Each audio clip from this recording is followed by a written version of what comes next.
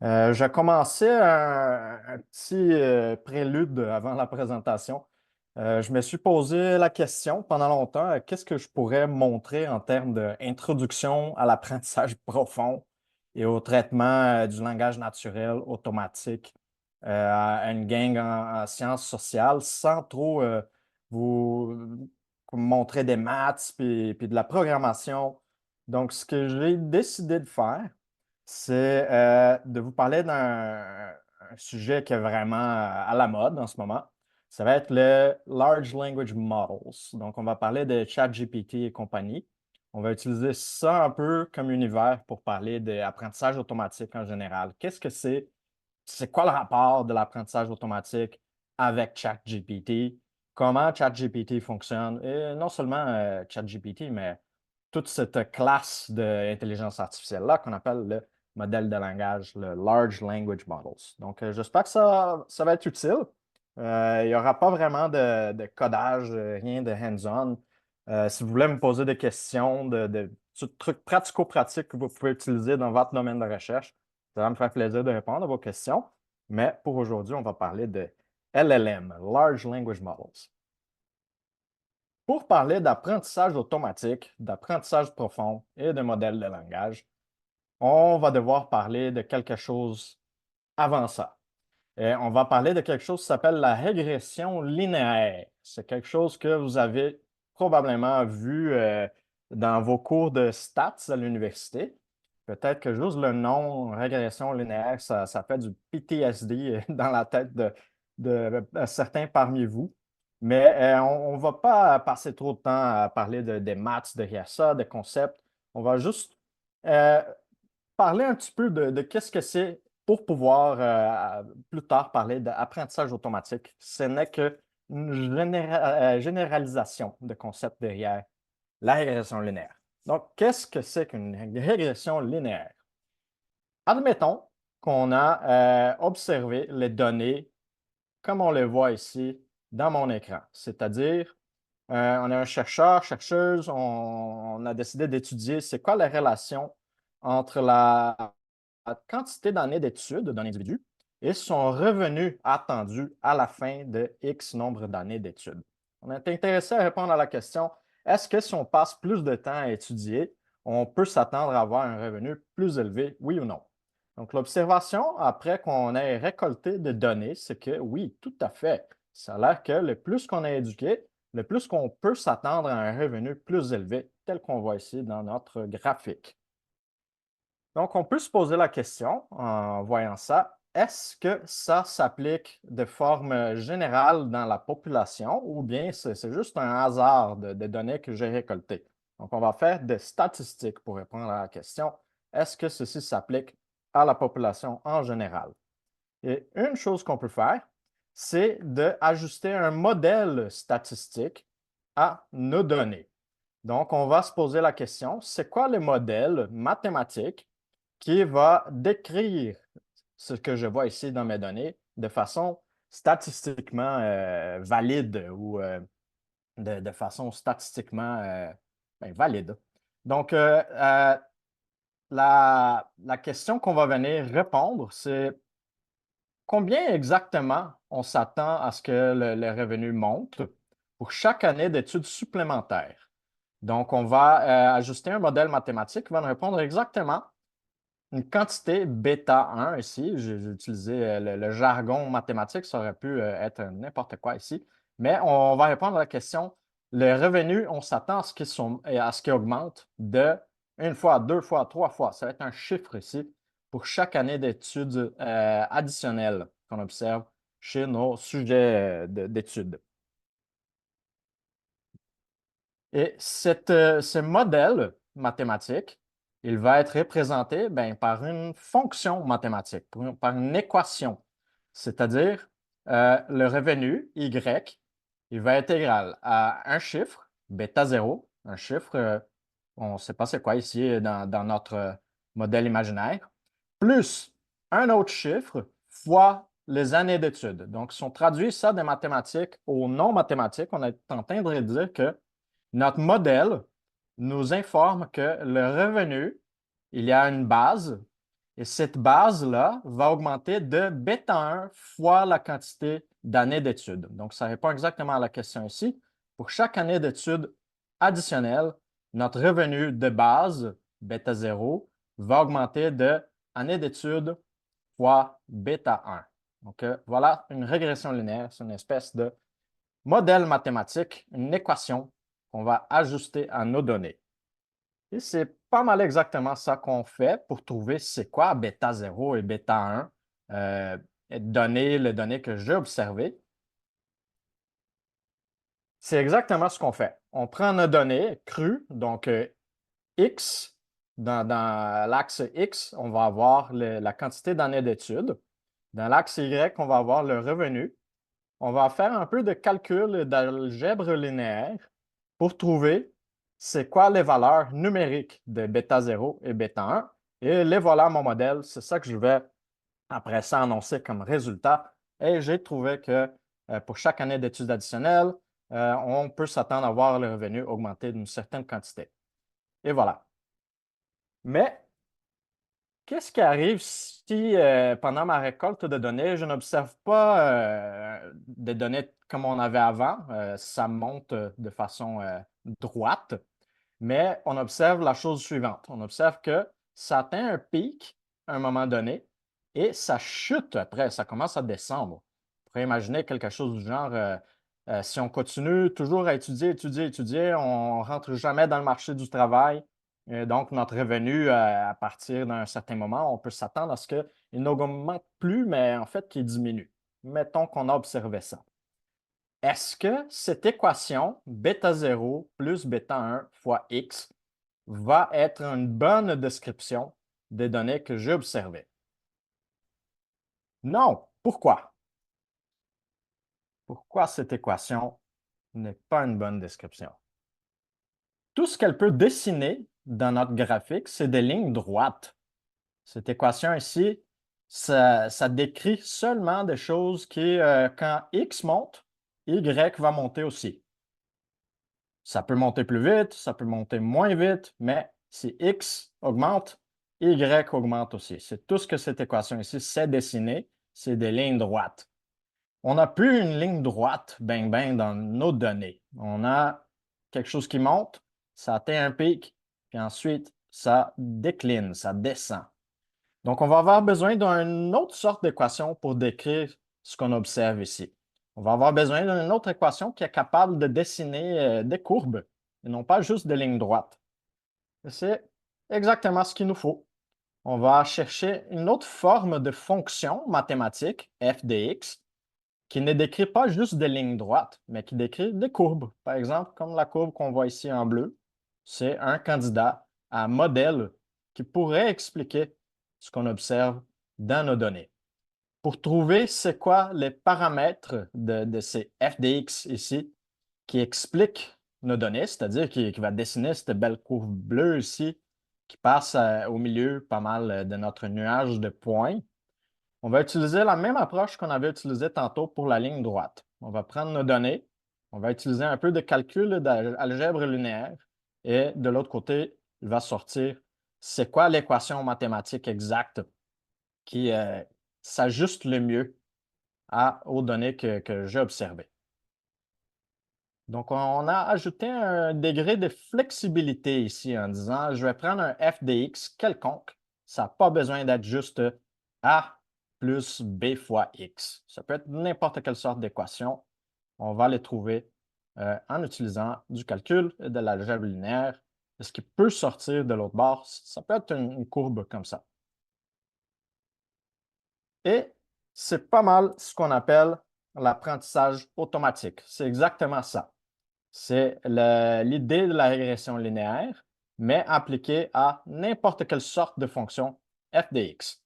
On va avoir plusieurs types d'algorithmes d'apprentissage automatique et chaque type d'algorithme va être spécialisé dans un type de fonction f de x spécifique, à l'exception de ce genre de f de x ici qui s'appelle un réseau de neurones. Si vous avez déjà entendu parler de ça, c'est je vais assumer que la plupart ici a déjà entendu ce nom, réseau de neurones ou réseau neuronal ou neural network.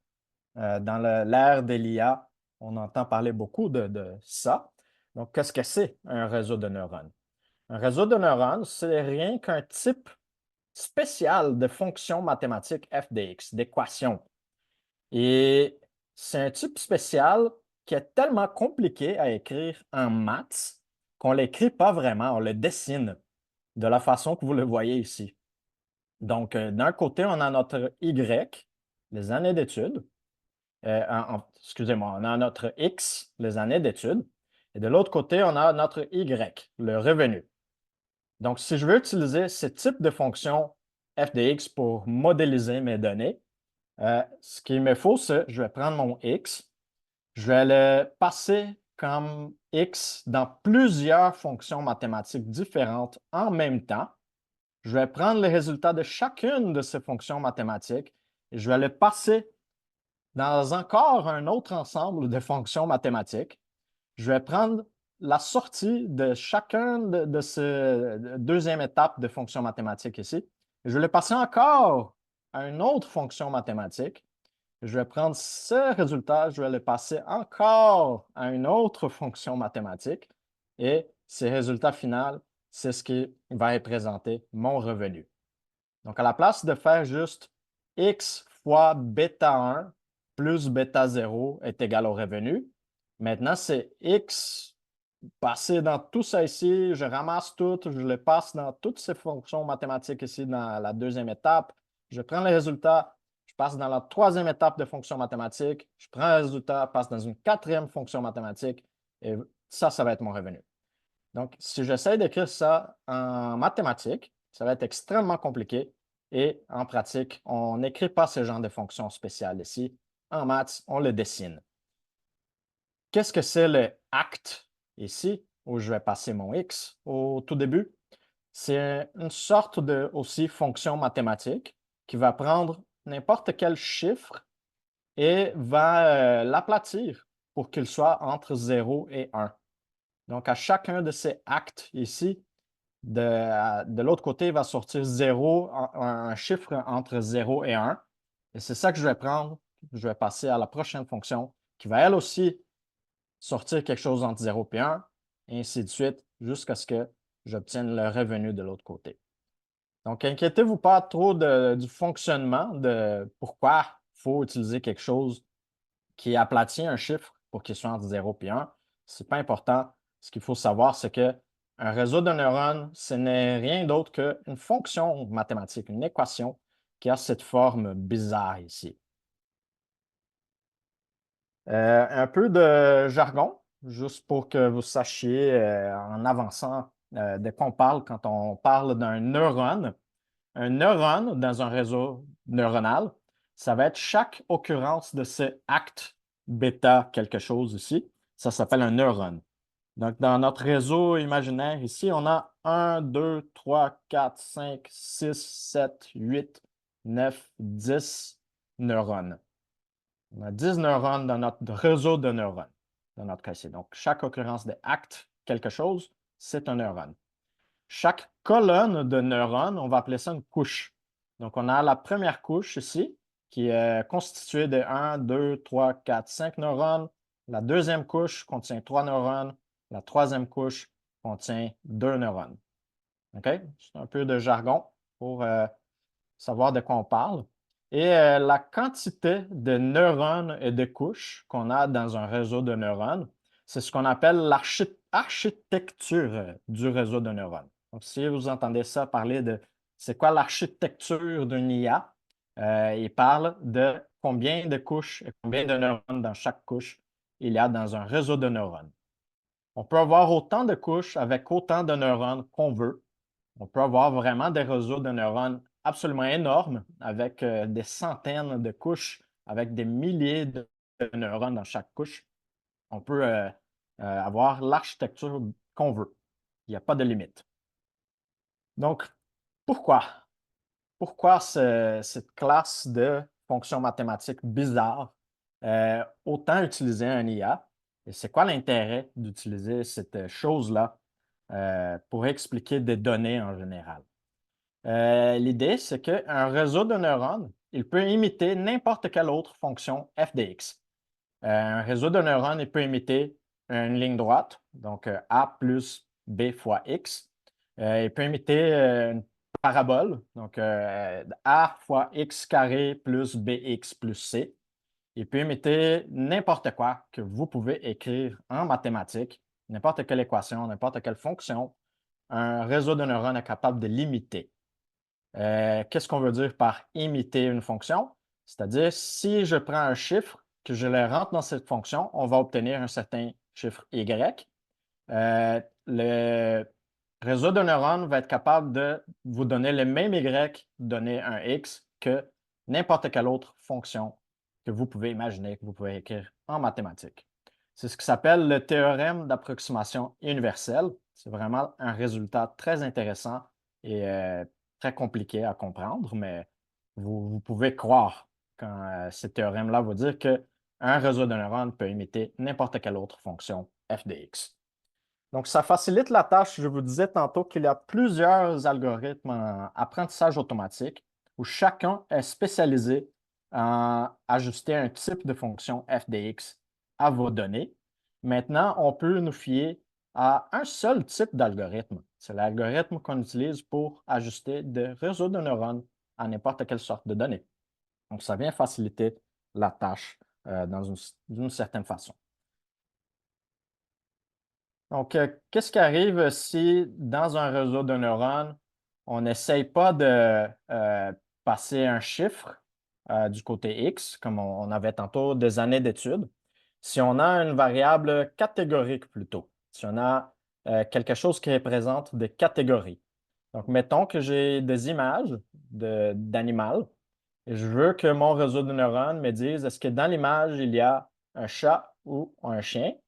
Et il est possible, en utilisant aussi cette même classe de fonctions mathématiques, euh, les résultats de la fonction, ça ne sera pas un chiffre comme on avait tantôt dans le cas du revenu en argent, donc un montant en argent.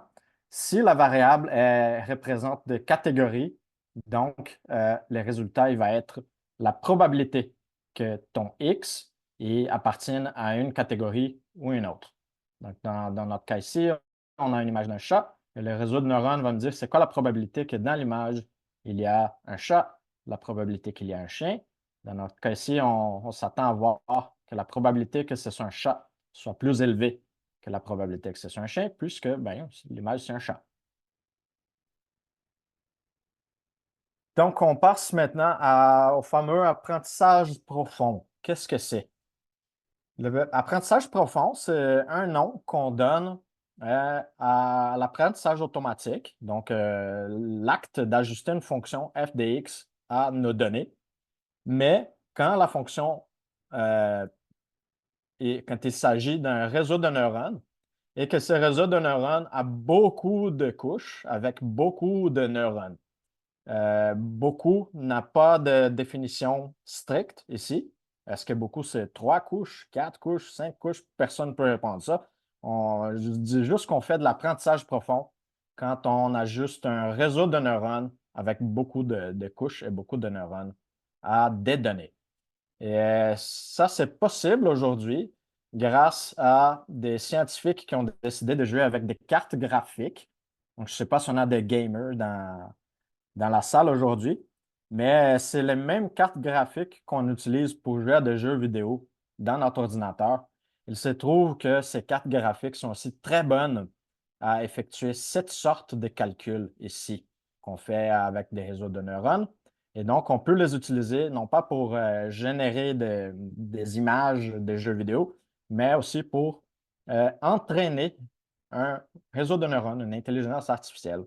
Et c'est grâce à ça qu'on est capable de le faire assez rapidement de nos jours. Avant qu'on se rende compte que les cartes graphiques pouvaient être utilisées pour ça, ça prenait vraiment très, très, très, très, très longtemps à trouver c'est quoi chaque bêta ici dans un réseau de neurones.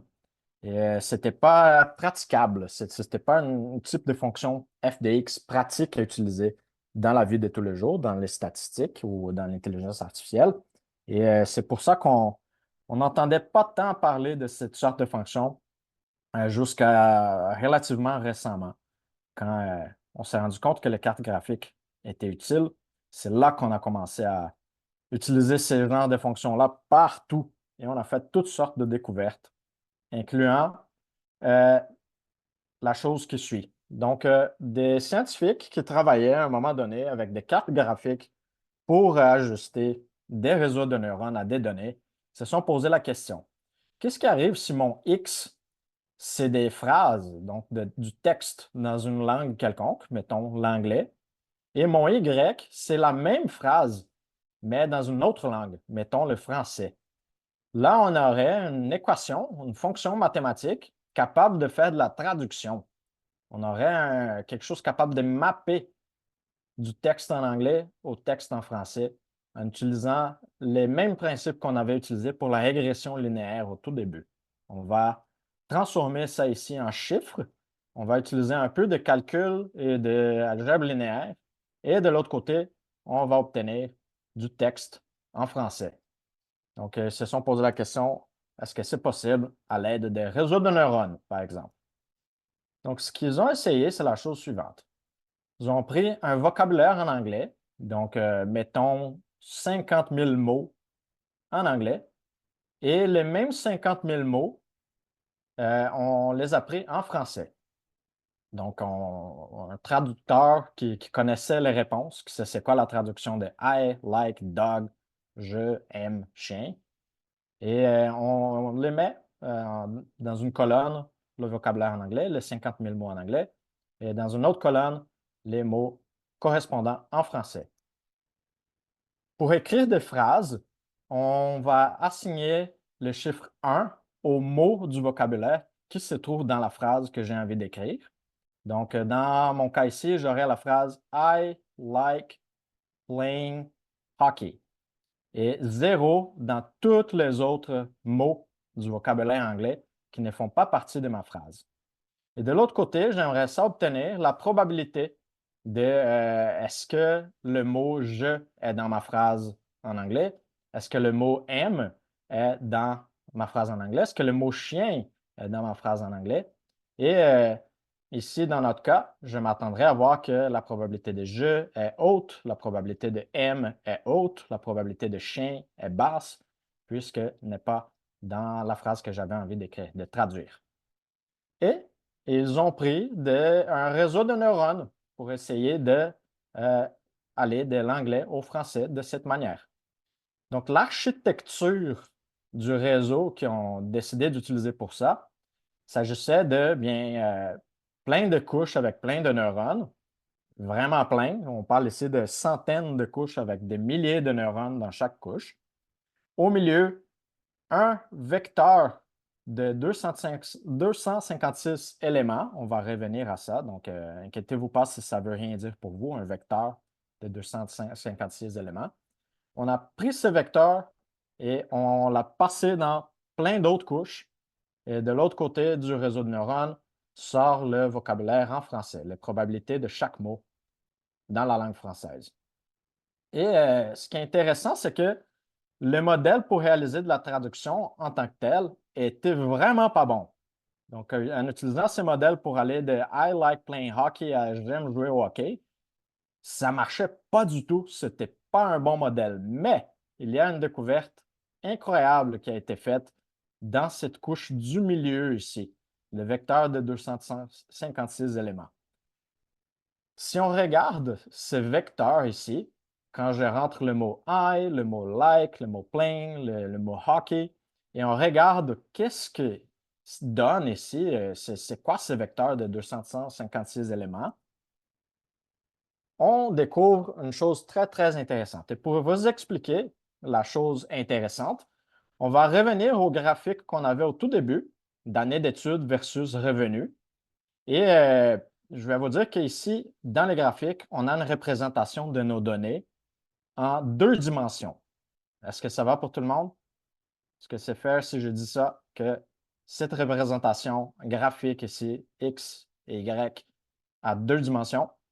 Mais une fois que j'ajuste la régression linéaire et que j'obtiens la ligne bleue ici, j'ai maintenant une représentation unidimensionnelle de mes données. Mes données n'ont plus deux dimensions, ils ont juste une dimension, c'est-à-dire des points sur la ligne. Donc, en quelque part ici, quand j'ai ajusté ma ligne droite à mes données, j'ai passé d'un jeu de données 2D à un jeu de données 1D, à juste une dimension. J'ai diminué la quantité de dimensions que j'avais pour représenter le même ensemble de données. J'ai perdu un peu d'informations, bien sûr, quand j'ai passé d'un nuage de points à juste une ligne bleue, mais ça représente quand même la relation entre X et Y avec juste une dimension ici, une ligne. Dans le cas du vecteur de 256 dimensions de notre réseau de neurones du traducteur automatique, on avait une représentation 256 dimensionnelle d'une langue au complet.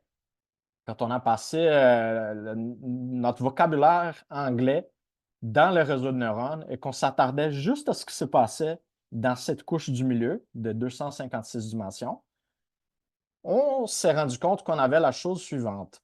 Des mots qui apparaissent dans des contextes similaires dans la langue anglaise, par exemple soccer, basketball, hockey, ils se ramassaient tous très proches dans un plan 256 dimensionnel qu'on représente ici en 2D pour qu'on puisse le voir. Mais imaginez un graphique de 256 dimensions et le vecteur qui représente le mot basketball, le mot soccer, le mot hockey, ils se trouvent tous très proches l'un de l'autre. Même chose pour le mot steak, lasagne, pizza, se trouvent très proches l'un de l'autre. Donc, on a découvert avec ce réseau de neurones de traduction de l'anglais au français qui ne marchait pas, qu'on peut avoir une notion de similarité sémantique entre les mots juste par le fait de le passer dans ce réseau de neurones-là, même s'il ne fonctionnait pas.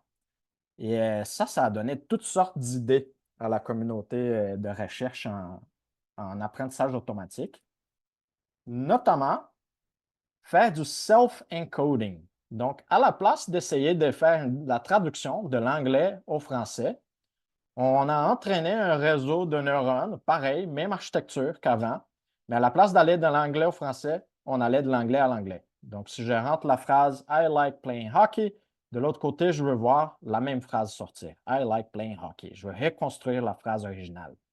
Et quand on a fait ça, du self-encodage, on a obtenu des vecteurs, comme tantôt, où il y avait la notion de similarité sémantique entre les mots, encore plus impressionnant que ce qu'on avait avec notre réseau de traduction. On a pris ces modèles-là qui font du auto-encodage, donc qui n'étaient pas super bons en matière de traduction, mais on les a pris pour faire une autre sorte de tâche, la tâche de prédire des mots masqués. Donc, c'est quoi prédire des mots masqués? Je prends une phrase comme I like playing hockey, puis je cache des mots dans cette phrase, puis j'essaie de dire au réseau de neurones, prédis le mot qui doit aller ici. Donc, dans ce cas-ci, où il y a le masque, on s'attend à avoir des mots du sort like, hate, love, n'importe quoi qui, qui, euh, qui fit ici dans cette position, devrait avoir une autre probabilité versus, par exemple, chien. I dog playing hockey. Dog, donc, c'est un mot qui n'a pas de sens dans cette phrase, devrait avoir une basse probabilité. Donc, c'est ça qu'on demande au réseau de neurones de faire, prédire le mot masqué. Et il se trouve que si on demande au réseau de neurones de prédire le dernier mot d'une phrase, et qu'on applique ça de façon récurrente. Donc, on le dit, prédit le dernier mot, il dit hockey. Prédit le dernier mot, ma phrase n'est pas finie. I like playing hockey because. Prédit ce qui vient après, la phrase n'est pas finie. I like playing hockey because I continue. Enjoy skating. Et je peux continuer ad aeternum ici. On obtient donc un modèle qui peut générer du texte. On a un modèle génératif, juste en lui demandant de prédire le dernier mot d'une phrase, ad aeternum, on obtient un modèle génératif. Donc, on a en quelque sorte un autocomplete. Comment on est passé d'un autocomplete qui marche assez bien à ChatGPT. Donc, si vous vous rappelez, quand les iPhone et les téléphones Android ont sorti en 2007, 2008, début des années 2010, Autocomplete, il n'était pas super bon. On le blâmait tout le temps pour toutes sortes de fautes qu'on faisait, des phrases qui n'avaient pas de sens. Mais avec le passage du temps, au fur et à mesure, Autocomplete il a commencé à devenir super bon.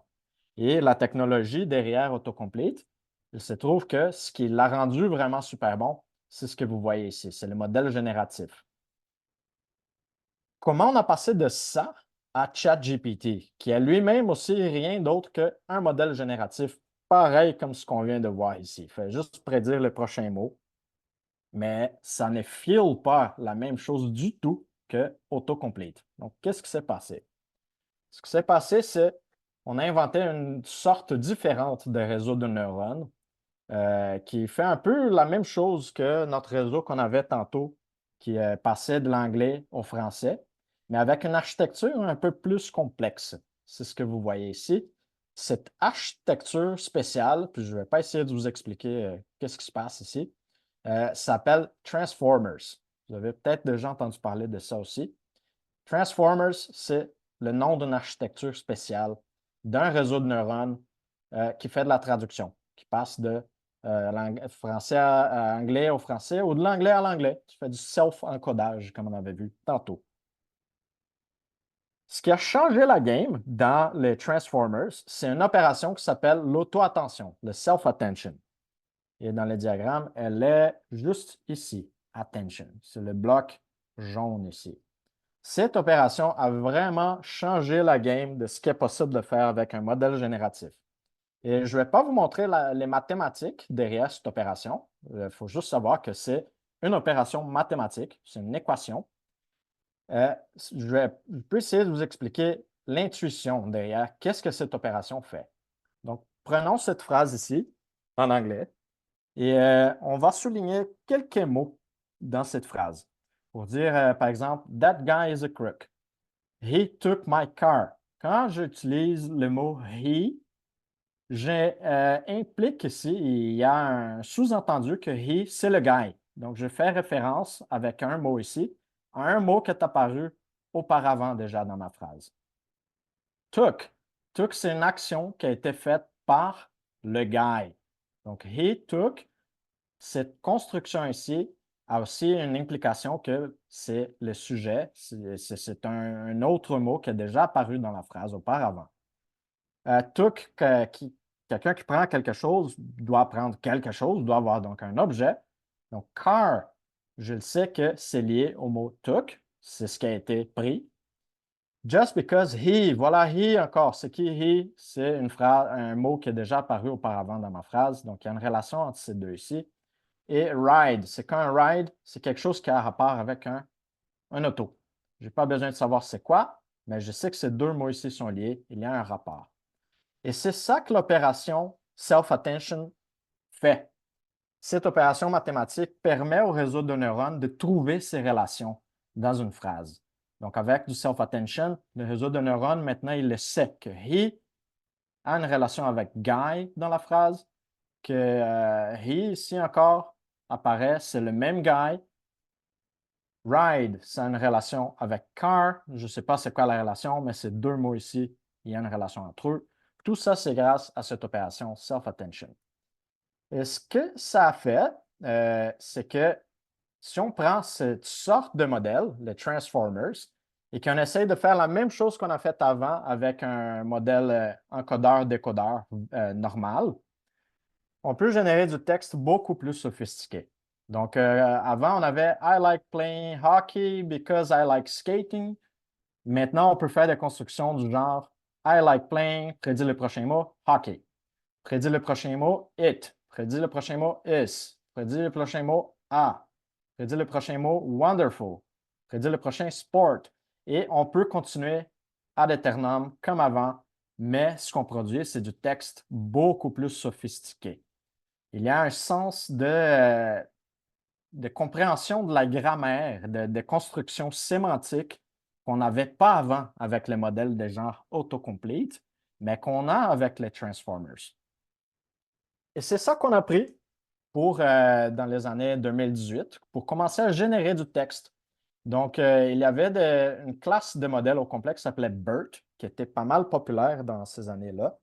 Ce sont des modèles euh, pas mal grands.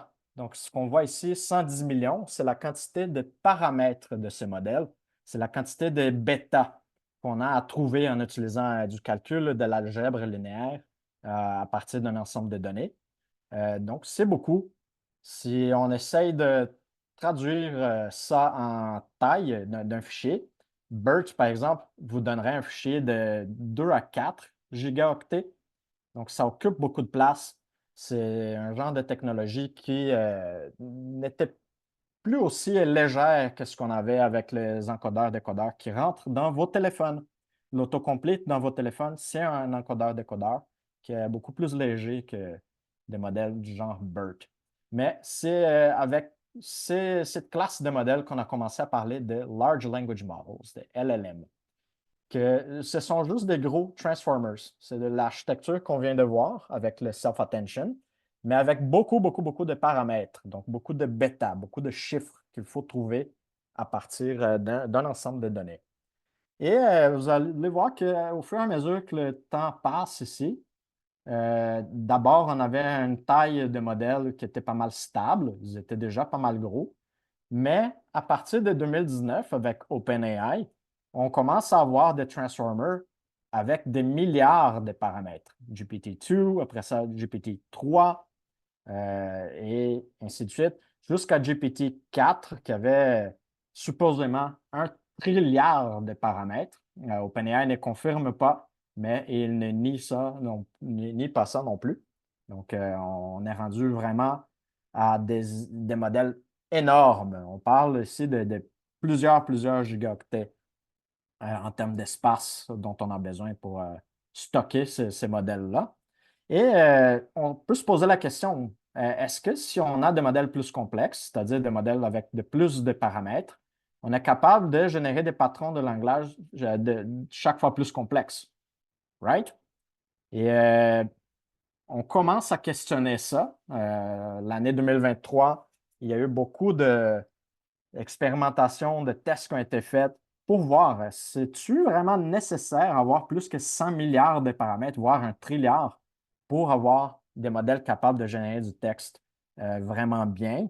Et on a commencé à diminuer la quantité de paramètres. Aujourd'hui, on est rendu à des modèles avec 7 milliards de paramètres, 2 milliards, qui sont aussi bons que GPT-3 l'était en 2021. Donc, la réponse semble être non, on n'a pas besoin de tout ça. On peut faire aussi bien avec beaucoup moins d'espace, moins de puissance de calcul. Donc, on est rendu à des modèles un peu plus petits. Ces modèles, ce qu'il faut savoir, c'est qu'ils sont littéralement entraînés sur du contenu qui provient des réseaux sociaux, qui provient de Wikipédia, qui provient d'un peu partout sur Internet. Donc, si vous vous demandez qu'est-ce qu'ils utilisent pour entraîner ces sortes de modèles-là, c'est du texte. C'est des modèles qui font, comme on avait vu tout à l'heure, ils font rien que prédire des mots masqués. Donc, on prend une quantité massive de texte, on masque des mots, puis on dit c'est quoi la réponse au modèle, c'est quoi le mot qui devrait aller ici. On utilise des doses massives, absolument énormes, de calculs d'algèbre linéaire. Et on a comme output de notre modèle le mot qui a été masqué, ce qu'il a été prédit correctement ou pas correctement. Et voilà, c'est ça qu'il faut pour entraîner des modèles du genre GPT-3, GPT-4. C'est ça qu'OpenAI a fait, mais avec des quantités, quand je dis massives ici, je parle imaginez l'Internet au complet, littéralement. C'est pas mal ça qu'ils ont fait. Ils ont pris des petabytes de données, une quantité inimaginable de données pour entraîner leur modèle. Donc, on passe à ChatGPT maintenant. C'est quoi GPT? Donc, GPT, c'est un acronyme qu'OpenAI a donné pour nommer la marque de commerce de ces modèles. Ça veut dire Generative Pre-trained Transformers, donc des modèles génératifs pré-entraînés du type Transformer. Et ChatGPT, lui, c'est ce qui est devenu le plus connu, le plus utile, magique, voire de ce dernier temps. Et il n'est qu'un sous-ensemble des paramètres d'un modèle plus grand. Le premier ChatGPT était basé sur GPT-3. Maintenant, quand on paye le 20$ par mois, je pense, on a accès à ChatGPT, qui est un sous-ensemble des paramètres de GPT-4. Le modèle a 1 trilliard de paramètres. Mais c'est un sous-ensemble de ce gros modèle-là qu'on l'a pris et on l'a entraîné sur un type de tâche différent. Donc, le GPT original a été entraîné pour prédire des mots masqués. ChatGPT a été entraîné pour un type de tâche différent, le prompt answering. Donc, répondre à des questions, à des prompts. Et un exemple, c'est, imagine qu'on prend le même X, le même input, décrivez les lois de la motion de Newton, et on le passe au modèle GPT. GPT va juste essayer de prédire les prochains mots. Qu'est-ce qui pourrait être le prochain mot après cette phrase ici? Ça pourrait être your, ensuite description, ensuite must be as detailed as possible. Vous voyez, il essaye de simuler quelque chose qui a du sens, juste en prédisant les prochains mots, et on obtient quelque chose qui pourrait être, par exemple, une question dans un examen, dans un cours de physique. Tandis que ChatGPT, il a été entraîné pour répondre à la question. Donc, si je demande à ChatGPT d'écrire les lois de la motion de Newton, il va me donner la réponse. La loi numéro un corps reste en repos, blablabla, blablabla. Bla. Donc, c'est deux tâches complètement différentes, mais lui, c'est le modèle père, le modèle mère, c'est le modèle dont lui, il est sorti. Lui, c'est le modèle le plus sophistiqué, étonnamment. Donc, ici, on a un diagramme qui illustre comment on fait pour entraîner ChatGPT pour répondre à des questions versus juste prédire le mot suivant dans une chaîne de mots. Et, je vous invite à aller voir les diagrammes. On ne va pas essayer d'expliquer tout ce qui se passe ici, mais grosso modo, ce qui arrive, c'est qu'on demande à des personnes, une quantité énorme de personnes, on parle ici de centaines de milliers d'humains, de générer des prompts, des questions. On prend un autre groupe de centaines de milliers d'humains et on donne une réponse à chacun de ces prompts. Donc, on a des millions d'exemples de questions et des bonnes réponses données par des humains. Ensuite, on prend le modèle du GPT complet et on l'entraîne pour faire rien que ça. Prends le prompt, produire la bonne réponse. Prends le prompt, produire la bonne réponse. On va prendre ce modèle-là et on va le passer à une deuxième étape d'entraînement. On va demander au modèle de générer 4 réponses différentes à la même question, de nouvelles questions qui n'étaient pas ici originellement. Et on va demander à un humain de faire un ranking de c'est quoi les meilleures réponses, de la meilleure réponse jusqu'à la moins bonne réponse. Et on va trouver un moyen mathématique de donner des cookies, de donner des biscuits à notre modèle quand il produit la bonne réponse, la meilleure réponse, et de donner une tape, donner une punition quand il produit la moins bonne réponse. Donc, on va faire ça avec des mathématiques, étonnamment, et on va passer ça à travers un autre type d'algorithme qui s'appelle un PPO. Anyway, c'est un type d'entraînement qui s'appelle apprentissage par renforcement. Et c'est, comme je disais tantôt, on donne un biscuit au modèle quand il agit de la façon qu'on veut et on lui donne une tape, une punition quand il agit d'une façon qu'on ne veut pas. Donc, vraiment comme entraîner un chien à l'ancienne, c'est ça qu'on a fait avec ces modèles-là pour obtenir ChatGPT.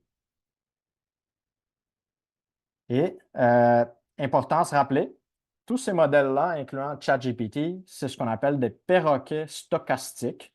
Il y a un paper qui est sorti en 2021. La chaire d'éthique chez Google était un des co-auteurs de ces papers-là. Et elle s'est faite virer de Google quand le paper a été publié. Ce que le paper disait, c'est que ces modèles-là, ils font rien que produire de façon aléatoire du texte qui ressemble à quelque chose qui se trouve sur Internet. Donc, qu'est-ce que je veux dire par aléatoire? Si on revient quelques diapos en arrière et on revient au concept de prédire le prochain mot, la façon comment un transformer va prédire c'est quoi le prochain mot dans une phrase, c'est de façon aléatoire, de façon stochastique. Il va me donner une réponse ici qui va avoir une certaine probabilité d'être la bonne. D'habitude, ce qu'on fait, c'est qu'on choisit celle qui a la plus haute probabilité. Mais il y a d'autres réponses. C'est juste qu'elles avaient une probabilité moins élevée. Donc, dans notre cas ici, hockey, c'était, dans notre cas hypothétique, le mot qui avait la plus haute probabilité de suivre playing. Mais ça aurait pu n'importe quoi. Soccer, basketball, baseball, tous ces mots-là avaient une haute probabilité de tomber ici, mais la probabilité, pour une raison ou une autre, était moins basse que hockey. Ce qu'on fait, c'est que, si on revient à ChatGPT, quand on demande à ChatGPT de générer des réponses différentes, il va générer la réponse A, c'est celle qui avait la plus haute probabilité. B avait un petit peu plus basse probabilité, et ainsi de suite jusqu'à D. D, c'était la moins probable. Mais un humain vient et dit au modèle que, écoute, D, c'est celle qui était la moins probable d'après toi, mais moi, je suis en train de te dire que celle-ci était la bonne. Donc, même si un mot qui suit dans une séquence avait une plus basse probabilité, peut-être que c'était celui-là le meilleur. Tout ça pour vous montrer que la séquence de mots produite par un modèle génératif est produite de façon probabilistique, aléatoire. Donc, il va essayer de produire du texte qui ressemble à ce qui a été utilisé pour l'entraîner, du texte qui se trouve sur Internet. Ça va être fait de façon aléatoire. Donc, c'est un perroquet stochastique. Il n'a aucune capacité de raisonnement logique. Donc, il peut se contredire. En fait, si vous êtes utilisateur de ChatGPT, vous le savez qu'il se contredit tout le temps. Il n'y a pas de raisonnement. Tu ne peux pas essayer de raisonner avec ces modèles-là. Ils ne sont pas faits pour ça. Ils font juste prédire le prochain mot de façon aléatoire, stochastique. Il n'y a aucun sens de ce qui est correct ou pas correct. Encore une fois, il fait juste produire du texte de façon stochastique. Donc, aucune façon de savoir qu'est-ce qui est correct, qu'est-ce qui n'est pas correct, qu'est-ce qui est factuel, qu'est-ce qui n'est pas. Numéro 2, le machine learning, l'apprentissage automatique, ce qu'on dit, c'est du garbage in, garbage out. Donc, si vous utilisez des données remplies de cochonneries pour l'entraîner, c'est sûr que le texte qu'il va être capable de générer risque de contenir les mêmes cochonneries qui ont été présentes dans le texte qui a été utilisé pour l'entraîner. Et c'est ce qui arrive à ChatGPT, à GPT. Et c'était des textes d'Internet qui ont été utilisés pour l'entraîner. Donc, du biais, du racisme, de la désinformation, tout ça a été utilisé pour entraîner ChatGPT. Et malheureusement, c'est ce qu'on voit des fois dans ses réponses. Il y a des efforts de la part de OpenAI et bien d'autres pour essayer de diminuer cette problématique. Mais on peut se poser la question, ben, qui va surveiller le surveillant? C'est qui va réguler les gens avec cette tâche de diminuer la quantité de cochonnerie? Qu'est-ce qu'ils considèrent comme étant une cochonnerie? Est-ce qu'on leur fait confiance? Et troisièmement, les erreurs s'accumulent dans l'apprentissage automatique. Donc, si un morceau de texte a été généré à partir de quelque chose qui était déjà mauvais, la suite qui va être générée de façon probabilistique par le modèle va elle aussi contenir des erreurs, des choses mauvaises. Donc, les erreurs sont cumulatives, s'accumulent dans le modèle génératif. Et les modèles n'ont pas vraiment d'avis pour être changés, même si ils essaient de nous faire croire quand on dit hey, ChatGPT, vous n'avez pas raison. Et il répond parfois oui, vous avez raison, mais il n'a pas vraiment changé d'idée. Il continue juste à générer du texte qui a du sens de façon probabilistique. Et parfois, ce qu'il génère, c'est oui, vous avez raison. Mais il n'a pas vraiment changé d'avis. Il n'a pas d'avis qui peut être changé.